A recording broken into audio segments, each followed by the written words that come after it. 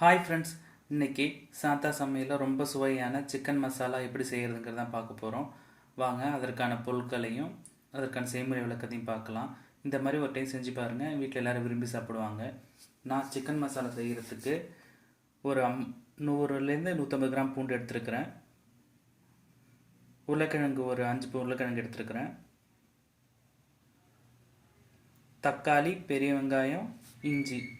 தக்காளி ஒரு 3 எடுத்துருக்கேன், பெரிய வெங்காயம் ஒரு 3, இஞ்சி வந்து ஒரு 50 கிராமுக்கு எடுத்துருக்கிறேன். பச்சை மிளகா ஒரு 5 எடுத்துக்கோங்க. பன்னீர் வந்து 100 கிராம். வாங்க எப்படி பண்ணலாங்கிற செய்முறை விளக்கத்தை பார்க்கலாம். ஸ்டவ்வில் கடாயை வச்சுட்டு கடாயை சூடு ஆனதுக்கப்புறம் கொஞ்சமாக எண்ணெய் சேர்த்துக்கலாம்.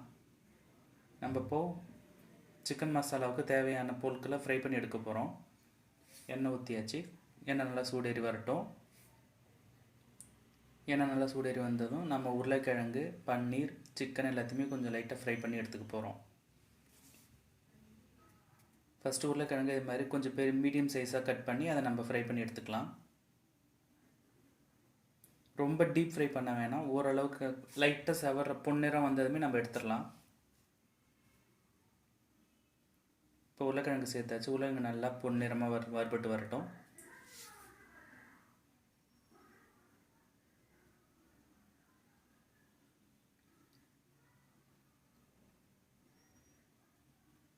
நான் வந்து ஒரு 5 பேருக்கு தகுந்த மாதிரி செய்கிறேன். நான் உருளைக்கிழங்கு நல்லா பொன்னிறமாகவும் இல்லை, ரொம்ப பச்சையாகவும் இல்லை, ஓரளவுக்கு ஃப்ரை ஆகிடுச்சு. நான் அதை எடுத்துட்டேன். அடுத்து பன்னீர் 100 கிராம் எடுத்து வச்சுருந்தோம் இல்லைங்களா, அந்த பன்னீரையும் நல்லா மீடியம் ஃப்ளேமில் வச்சு ஃப்ரை பண்ணி எடுத்துக்கலாம். பன்னீர் கொஞ்சம் லோ ஃப்ளேம்லேயே வச்சு ஃப்ரை பண்ணோம்னா நமக்கு வந்து சீக்கிரம் கருகாது, நல்லா எண்ணெயிலே ஃப்ரை ஆகி வரும்.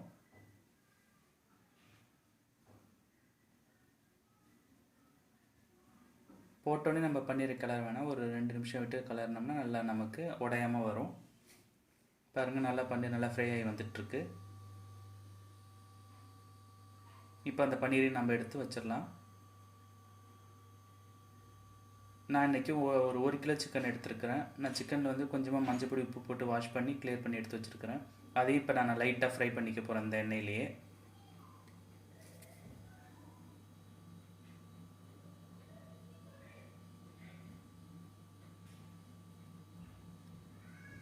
நம்ம சில்லி மாதிரி இது ஃப்ரை பண்ண வேணாம், லைட்டாக வந்துட்டு நமக்கு அந்த ஸ்கின் வந்து கொஞ்சம் ட்ரை ஆகும் இல்லைங்களா, அந்த மாதிரி ஆனதுக்கப்புறம் நம்ம எடுத்துட்டாலே போதும். இது மாதிரி கொஞ்சம் லைட்டாக நமக்கு வந்தால் போதும்.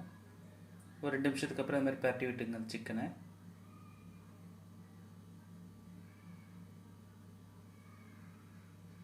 ரொம்ப நம்ம டீப் ஃப்ரை பண்ண வேணாம்.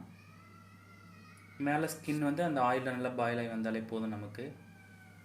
அவ்வளோதான். நம்ம அந்த சிக்கனை வந்து நம்ம அடுத்து எடுத்து வச்சுக்கலாம்.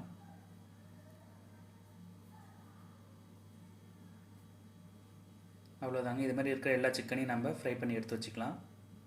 நான் இந்த எண்ணெயை தான் நான் வந்து அடுத்து கிரேவி செய்கிறதுக்கு ரெடி பண்ணியிருக்கேன். ஸோ அந்த எண்ணெயில் கொஞ்சமாக கருவேப்பிலை சேர்த்துக்கலாம்.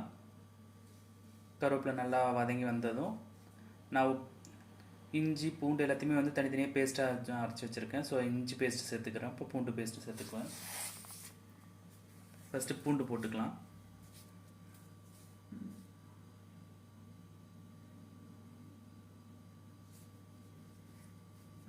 அடுத்து இஞ்சியும் பேஸ்ட்டு அரைச்சி வச்சுருக்கோம் இல்லைங்களா, அதையும் சேர்த்துக்கலாம். இது எல்லாமே நம்ம பேஸ்ட் பண்ணி வச்சுருப்போம், அதை மட்டும் தான் சேர்க்க போகிறோம். இதில் வேறு எதுவுமே எக்ஸ்ட்ரா காய்கறி எதுவுமே சேர்க்க போகிறதில்ல. இஞ்சியும் பூண்டும் நல்லா வதங்கி வந்ததுமே அடுத்து நம்ம 3 வெங்காயம் வச்சுருக்கோம் இல்லைங்களா, அதையும் நான் வந்து அரைச்சி வச்சுருக்கேன், அதையும் சேர்த்துக்கலாம்.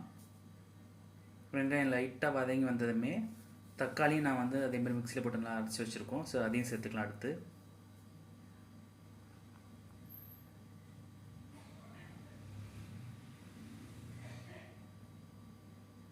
நல்லா வதங்கி வருது. இதெல்லாம் பச்சை வாசனை போகிற வரைக்கும் நம்ம வதக்கணும். அடுத்து தக்காளி சேர்த்துக்கலாம். நம்ம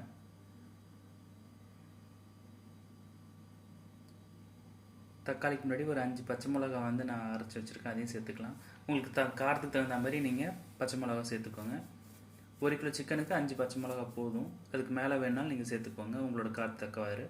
இப்போ அடுத்து தக்காளி பேஸ்ட்டையும் சேர்த்துக்கலாம். அது கூடவே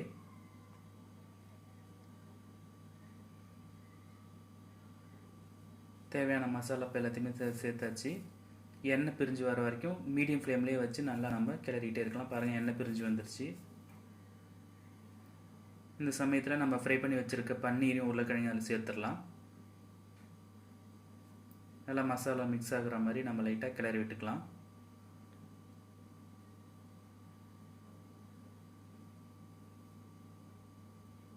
ஒரு 2 நிமிஷம் அதில் நல்லா கொதிச்சு வரட்டும். அடுத்து நம்ம ஃப்ரை பண்ணி வச்சுருக்க சிக்கனையும் அதில் சேர்த்துடலாம். சிக்கனையும் சேர்த்து எல்லா மசாலா வந்து மெர்ஜ் ஆகிற மாதிரி நல்லா கிளறி விட்டுக்கலாம். நம்ம நல்லா கிளறி வந்துச்சு. இப்போ கொஞ்சமாக மஞ்சள் பொடி,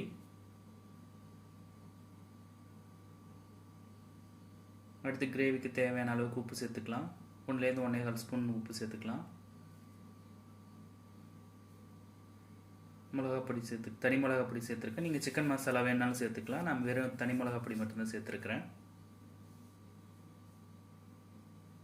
நம்ம பச்சை மிளகா சேர்த்துருக்கிறதுனால தனி மிளகாப்பொடி கொஞ்சம் அளவாகவே போட்டுக்கலாம். நம்ம ரொம்ப அதிகமாக சேர்க்க வேணால், காரம் ரொம்ப அதிகமாகிடும்.